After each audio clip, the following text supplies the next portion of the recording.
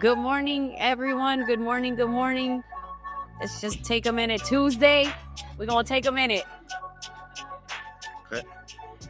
You ready? Get the blood going. Get it going. Get it flowing. Juices flowing. Get it going. Get it flowing. How are you? Good morning, everyone. It's November 30th, 2021. And guess what? It is Giving Tuesday. That's what today is. It is the first Tuesday after the Thanksgiving weekend. We had so much to be grateful for. We had so much to celebrate. Like, to all of our Native folks that were out there celebrating the day of mourning, much love and respects and genuine regard to you and your ceremonies that you had. I got a privilege of watching a couple of different ones go down. So it was an honor. My name is Niki Martinez. My pronouns are she, her, we, and we are here at Youth Empowerment in San Diego, California. Nice and sunshiny San Diego. Huh, boss? Yes, out in the free world, rubbing life in gratitude, having an amazing Thanksgiving with our families, our youth, individuals. So we're definitely excited about the direction moving forward. And so my name is Arthur Soriano, Victorious Voices, and we're here to connect with you all and bring this Victorious podcast to you. Yes, definitely. So, I always like to start out with a quote, right? And then we'll go into how we're feeling. And I definitely want to share something too that I tripped out on this past Thanksgiving. So the quote is, what we are doing is just a drop in the ocean. But if that drop was not in the ocean, I think the ocean would be less because it would be missing that drop. And so a lot of times, and that's by Mother Teresa, a lot of times we think that our actions are very small and they're minuscule. And I don't think that we understand or we realize the impact that our actions have on people's lives, and it's just like she said, without that one drop in the ocean, it would be less of an ocean. So imagine if there was less drops in that ocean. And it's like, we work with the youth, right? And talking about impacted youth that have been involved in the justice system. So I was asked the question the other day, like, do you get discouraged when you connect and, they veer off and go do something else? No, because maybe that 99th time, that one word, right, that drop in the ocean makes that connection with that kid or adult that's going to make a difference in their life. Yep. And imagine if you weren't dropping. Like, why would you deprive the world of such greatness? Why would you deprive the world of a drop into the ocean and be part of a bigger landscape? The ocean takes up like 70% of the earth. Wow. So it's like, imagine not being that drop in the earth, not being that one thing that contributes to something so great. I can't imagine. Right? Right. Yeah, that's how I see it. They say that greatness is determined by service. I think Martin Luther King had said it. And I think that there's so many different great things. When you think about the different things that are happening in the world, it's like everybody always says it's when you're doing something kind and nice to others is when you feel good. Somebody was given the example the other day, when you hold the door, you think you're doing something, for somebody else, but really it makes you feel good to hold the door for somebody else. Huh, boss? Doesn't it make you feel good?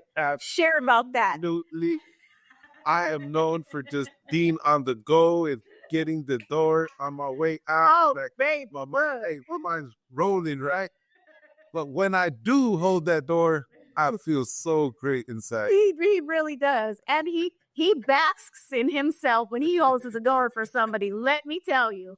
And, we think it's for us, but really in all actuality, it's really, he's feeling good about that service that he just gave, and it's like, why not be in a position to where, and a lot of times, we think about it, a lot of people just get to the point to where it's just, they get exhausted. We get too self-absorbed. We get too self-centered. There's so many different things we want to focus on, so many different things that are going on with us, me, but at the same time, it's like, how do you allow yourself to step out of that circle and contribute and be just a little bit more and give? And I think that will start changing the dynamics of how you feel about yourself. It really does.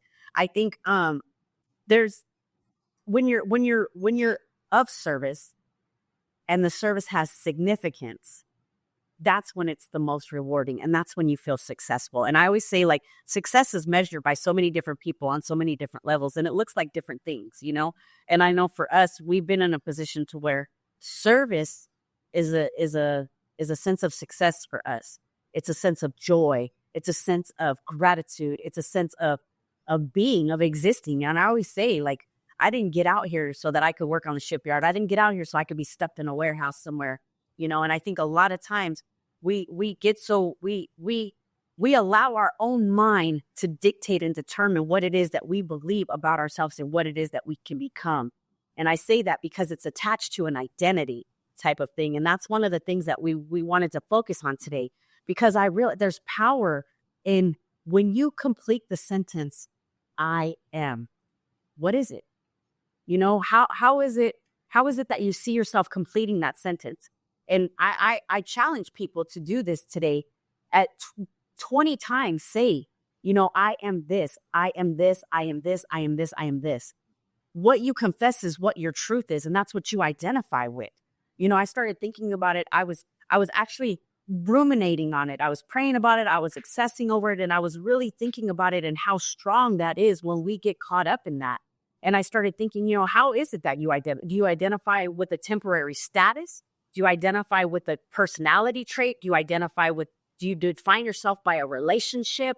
Like, is it, you know, is it by a race? Is it by a religion? Is it by a role, by a talent? Like, when you say I am, what does that look like?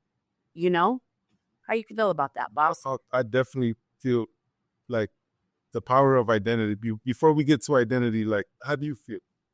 Right now, I feel extremely grateful. I feel excited, a little nervous, a little anxious, but very, very, very humbled. Why are you anxious? What? Oh, why? He's like pulling teeth up here. It's like going to the dentist right now, boss. I'm gonna make you work. I'm gonna make you work today. Because we want to speak life. Yeah, and it's to this. Okay. Yeah. So this is what's going on. The crazy thing is I have not even been home 3 years yet. I was really, really processing a lot of this last night. And I'm gonna probably get emotional, so I'm gonna apologize now. I put in a bid for a place for a condo. This is my 13th bid. This is my 14th bid. This is my 14th offer for a condo. I put it in yesterday, and I was received this morning on my way to work with a counter offer. So I signed the counter offer probably about 15 minutes before we came in here. And so I'm really excited.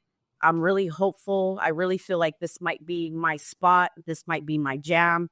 And so it's definitely humbling. I didn't think that I would be in a position to where I would even be looking, right? To be looking for a place in San Diego, California is unheard of, especially for somebody that's only been home less than 3 years. And like me and you were talking, like, I really am doing this by myself, you know? So we were talking about that yesterday, and it's just like, and that's what it is. And I think that goes into the whole identity thing, you know? And that's exactly what it leads to. Yeah. Like to the identity. So when we talked about the topic of identity, I was just, well, wait, how are you feeling? I'm feeling anxious too. I'm feeling anxious with you right now. Yeah. Right. And so, cause he's my bestie, guys.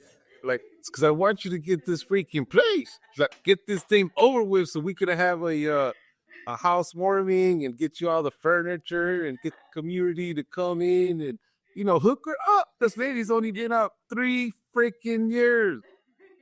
So it's a process. And that's a process that, you know, there's different processes in life that we go through. Our process with our identity was snatched from us, right? You know, we grew up with different core beliefs and marginalized community and, you know, different types of traumas that affected our life, our well-being, and our trajectory into the prison pipeline and going through that process, juvenile hall and adult, right? Men, women, but while being in there, right, facing all this time, facing all these years, our identity was taken. Our name was taken. Arthur Soriano, Niki Martinez. The name was taken. I was known as J41523, a number that was right above my cell, right? So the officers, the COs, could identify with us. But through all this madness, through all this system-induced trauma that we experienced in life, even though our identity was taken from, we got to a place of, you know what? Even though I'm in this position, even though I'm classified as a number, even though community or people don't believe in our gift of coming out into the free world, I'm going to become resilient. And I'm going to start creating this identity. And I'm going to start working on my core beliefs, the ones that I had in the past and the ones that I'm currently putting together as we speak. And in that process with virtues and character and personal development, we got to a point, like, just give us that opportunity. Like, Nikki was a lifer. Like, she had to fight for her date. I had time. Like, I was on a trajectory where I didn't care. Like, I'm going to get life in there. That's my mentality. That was part of my being. That was part of my identity.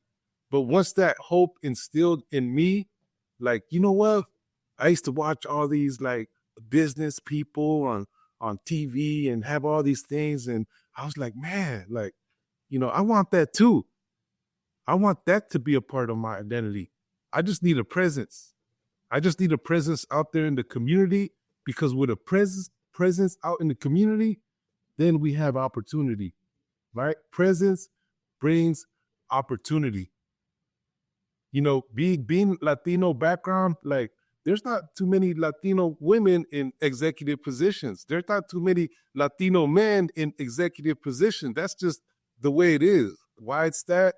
Different cultures, different core beliefs, how they were raised. But like, no, we don't want a job at NASCO. You know what I'm saying? Like, we don't want to be like, I don't even know how to build nothing, right? Electricity, all that. I'm totally ignorant in that and confused in that. I have no passion and desire in that. Yeah. But with presence, being out here, Yeah. like, okay, create an opportunity. And I always say, I'm not cocky when I go into meetings. I'm confident into what we bring to the table. I'm confident that we could bring services to youth, individuals, and families. And this is what we install into our participants, of helping them identify their own identity. Because once we were able to identify our identity, I became Superman and she became Superwoman, right? We found that superhero in us. And that's what we install in our youth, individuals, and family, to create their own superpower and their own identity so they could achieve their own dreams, their goals, their desires, and we're a support system to help identify that. So identity is a big topic. It's a big topic of conversation, right? It's a real thing. I think about I was thinking about this, and it's like, what it is that we choose to believe about ourselves. That's the gospel. That's the truth.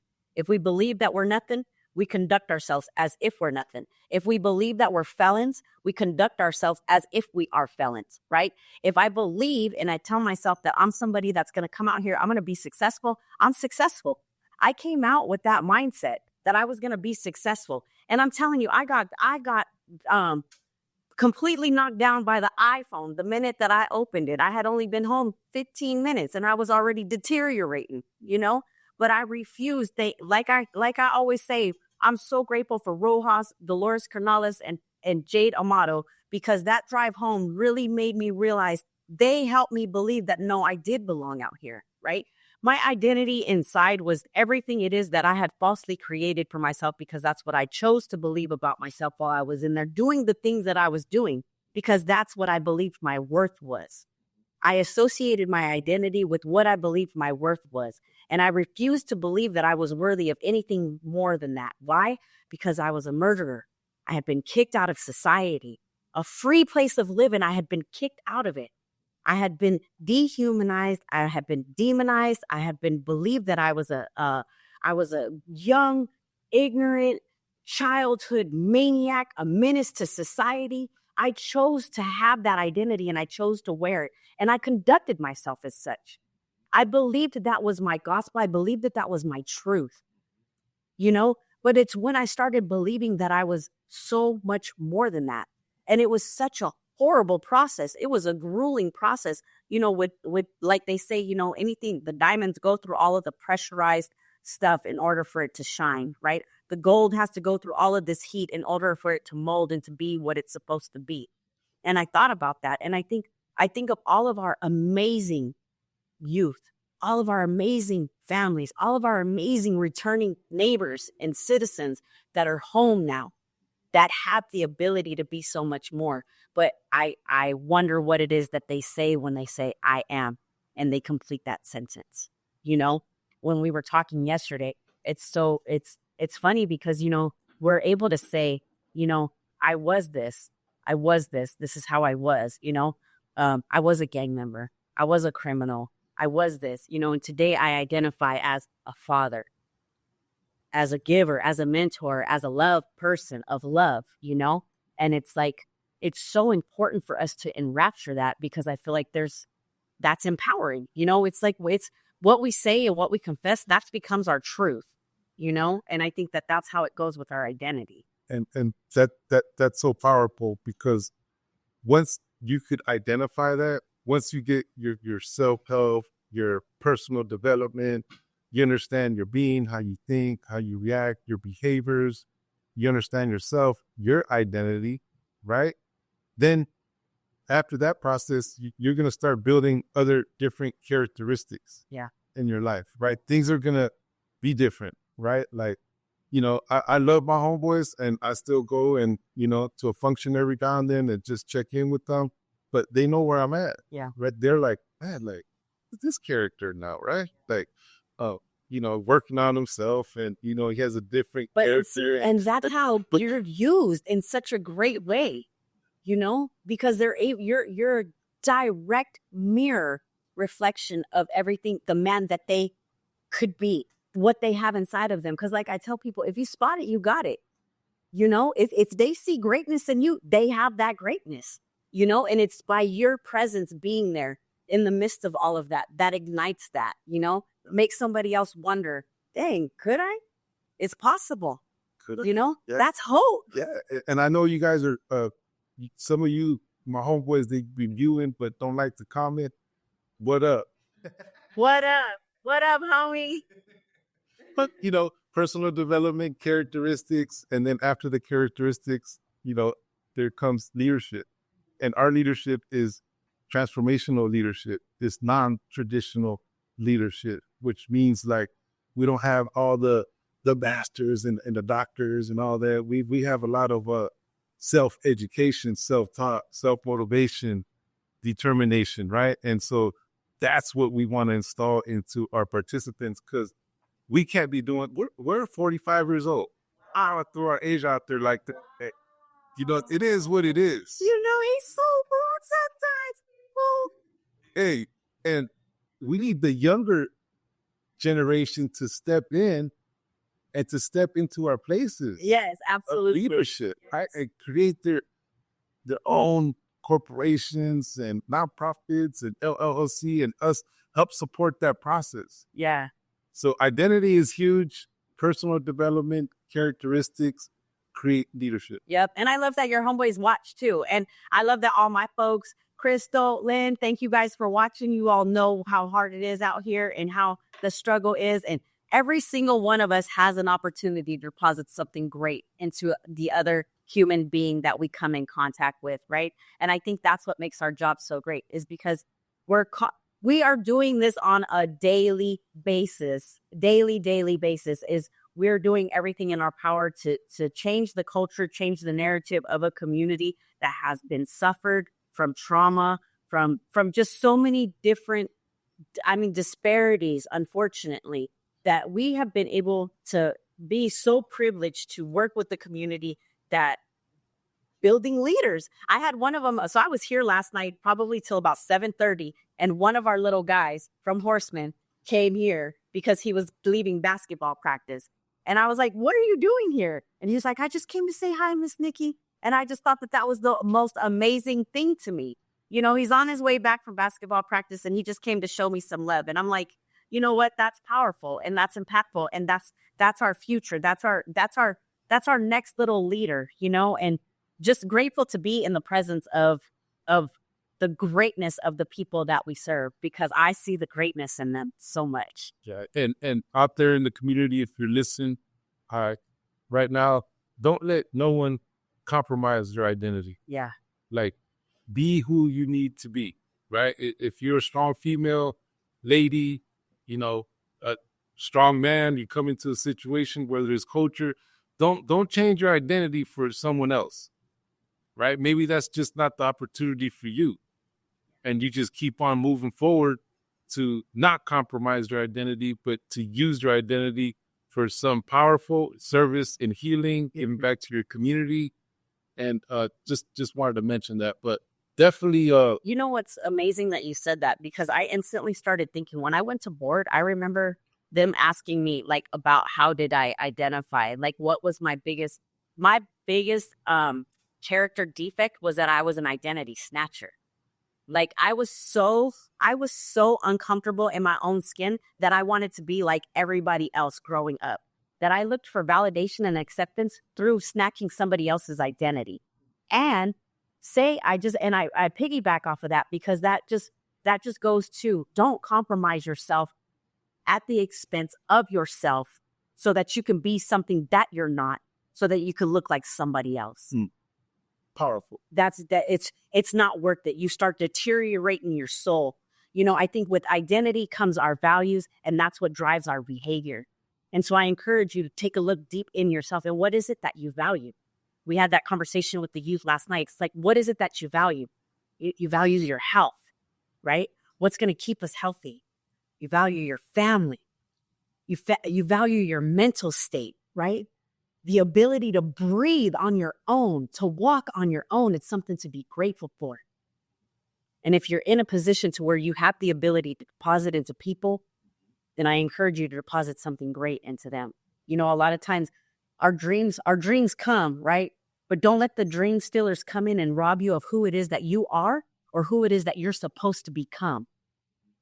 And sometimes the dream robbers are ourselves, because we don't have the courage or the confidence or the belief in ourselves that we could be more than what it is that we've settled for, or what more it is that society has said that we are. But that's not our truth, you know? So I just encourage everybody to push through their fears and allow themselves to be something so much more. You know, every day we're growing. We're constantly growing every single day. It's never the same. I'm not even the same person I was 10 minutes ago before I even got on here. You know, I've changed. I've had a different conversation. I've inhaled. I've had a different thought pattern, a process. Where this conversation went right now, it went somewhere totally different than what I had originally aligned it to look like when we talked about this podcast yesterday. Yeah. You know, and sometimes it be like that. Sometimes it be that way. Sometimes it just be that way. It's natural, a natural conversation, you know, because we all have different perspectives. I have different perspectives. Nikki has different perspectives. Yes, we have similar experiences, like similar identities that we could identify with. But with that being said, we're speaking life into this process of identity. Yep. So youth, individual, family, create your identity. Create a positive identity. Just because you see us here being happy and having the smile and having a great conversation, like she said earlier, we're still working on ourselves.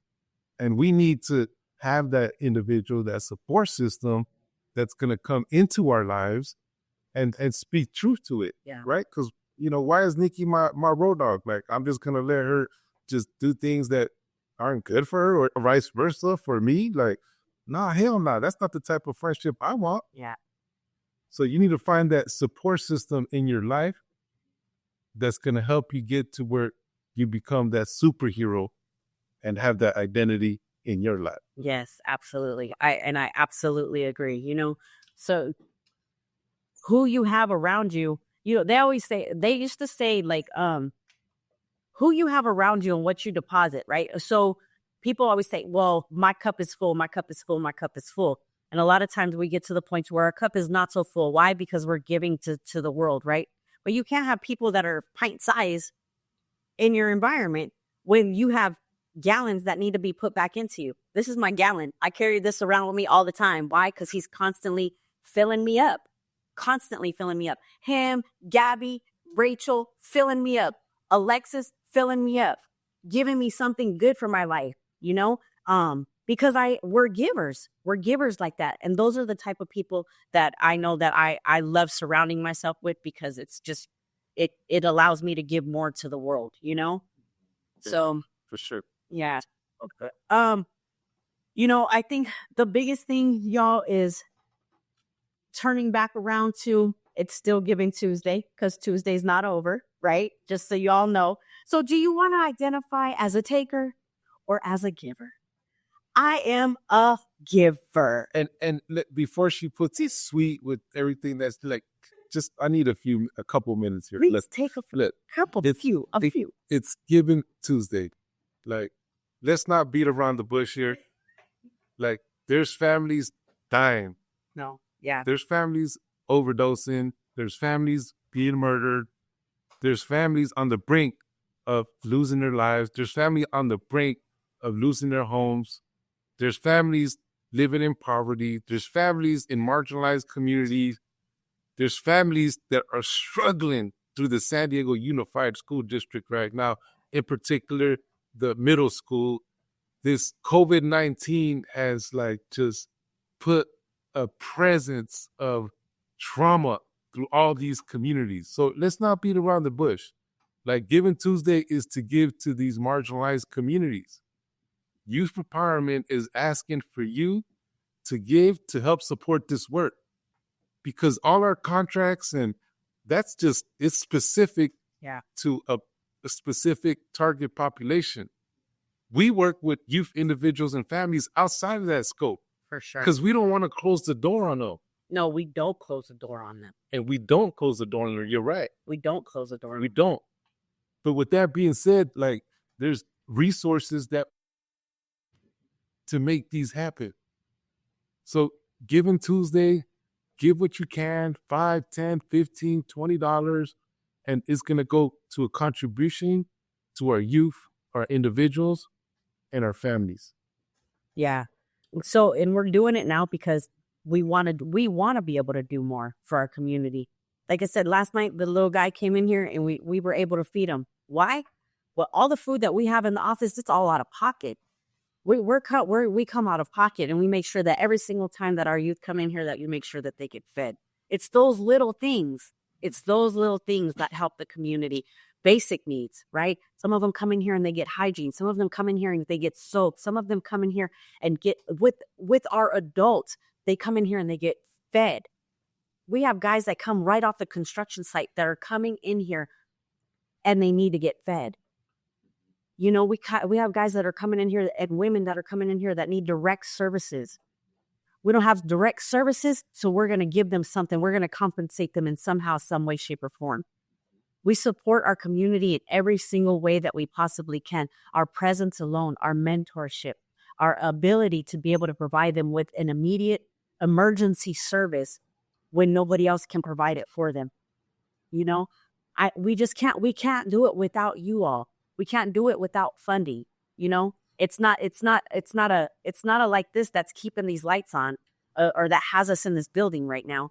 Like he said, all of our grants right now, they're funding for specific programs, and so we're looking to expand and do something bigger with our boots on the ground, with us being active on a daily basis with our community, with our youth, with our adults, with our families. That's what we're doing, So if there's any graciousness in your heart, if you're sitting back and you're being grateful today, for breathing, for living, for being in this free world right now, we're going to go ahead and we're going to drop the link in the chat. Any donation is a great donation. It's a blessing. May it come back to you tenfold. From the bottom of my heart, may it come back to you tenfold. May you be blessed beyond measure for being able to bless the families that we work with. If supporting youth empowerment looks like so many different things, so any donation is greatly appreciated. Thank you guys so much for everything. I'm going to close out with a quote on this. And I think it's just something that I really kind of want you all to bask in today. There's 2 different quotes that I found that I felt were just like really spoke to my spirit. And just so you guys know, it's Giving Tuesday. I went and I cleaned out my closet yesterday, and I have a whole bag of clothes in my trunk right now, and I'm going to give. And I have 2 different other organizations that I'm going to donate to, so not just ours, but it's in the spirit, And you want to look fly like Niki Martinez and like put in your bid right now. Everybody always seems to want my youth empowerment shirts, though. That's what they always want getting me out of, is my youth empowerment shirts and my hats. So the closeout quote, one of them is, I have found that among its other benefits, giving liberates the soul of the giver. And that's by Maya Angelou. And the second one is, giving is connected with the heart. It is connected with love. When you love, when you give and share, you will have prosperity. Then I don't know if you guys know what prosperity looks like, but that's a blanket. That is a blanket full of greatness. And youth empowerment pillars, community engagement, resilience, leadership. When we began youth empowerment, we began it in service and giving with no strings attached, no contracts, no money. Just having that servant mentality, that servant, like, we need to help our youth, individuals, and families. And in process of growth, we're beginning to prosper and be able to bring other people on board and hire and bring services to youth, individuals, and families. And it's so true. So let me give you guys a quick story. Are you ready for it? So yesterday I was at the CTC, the Community Transitional Center, and I'm there and I'm selling our program. And I'm like, come on, we want you guys to come to our program. Like, we just want to mentor you. And there was probably about 20 guys that were sitting out there. And I'm like, yeah, I'm like, we're youth empowerment. Like, we provide mentorship. We're lived experience individuals. We want to help support you in your process and as you transition. And I'm like, Arthur Soriano. And the one guy, he's like, where's Arthur? And I was like, oh, he's in a meeting. He's at the office right now. Would you like to see him? And he was like, yeah. I said, okay, I'll bring him next time. So then he was like, I go, how do you know Arthur? Where do you know him from? And he was like, I was there at Peralta Park when it all first started. And I wanted to cry. And he was like, yes, he's still doing that. He was like, I remember us getting fed. I remember it was a great time. And that's what he was saying. That's what he remembers, and I could see the gleam in his eye where there was a little bit of hope, knowing that he was going to be connected again with youth empowerment. So we're super excited to be able to bring him on. And it all started with nothing. And so we want to set a goal for the end of the day. Let's be reasonable. Let's be realistic. Let's throw it out there. What you think, boss? Oh, I'm blind from this side. I like, seriously. Oh, but I was like, so what you think, boss? I say $300. I think that's a good start of a good goal. Yeah. Yeah. If you're on my Instagrams, you can click on the link. If you're on Youth Empowerment's Instagram, you can click on the link. If you're on our Facebook page, you can click on the link. If you go to our website, you can click on the link. We will blast it everywhere today. People, we are definitely going to blast it everywhere today. Give from your heart. Allow your life to be prosperous. Get your blessings by blessing others. It's not us. We should have had other kids in here today, because that's who you're going to be blessing. And if you guys haven't been to our webinars, if you guys haven't been to any of our trainings, we have our youth come in and we have them speaking, and we provide them opportunities so they can tell about their experiences. So, and we pay them. We compensate them for their time. We pay them when they show up. We want to be able to provide them services. We want to put them in positions of leadership. We want to give them opportunities to feel like a leader. And we want to be able to provide them an opportunity to do it without us, right? We want to be able to pay them so that they can do that. And so that's what we're doing on a constant. So that's what we're doing, people. So the goal, by the end of the day, Giving Tuesday, last Tuesday of the month of November. And hopefully I get this house Yes, I'll take it. I'll take it. I'll take it. I'll take it. Yes. But the goal is we need you so that we can help our community, so that you can help the community and be of service. And thank you. And you guys have an amazing day. Be a blessing to yourselves. Know that you are powerful. Know that you are great, that you have so much, that you survived so much, and that you've overcome so much. Many blessings. Thank you.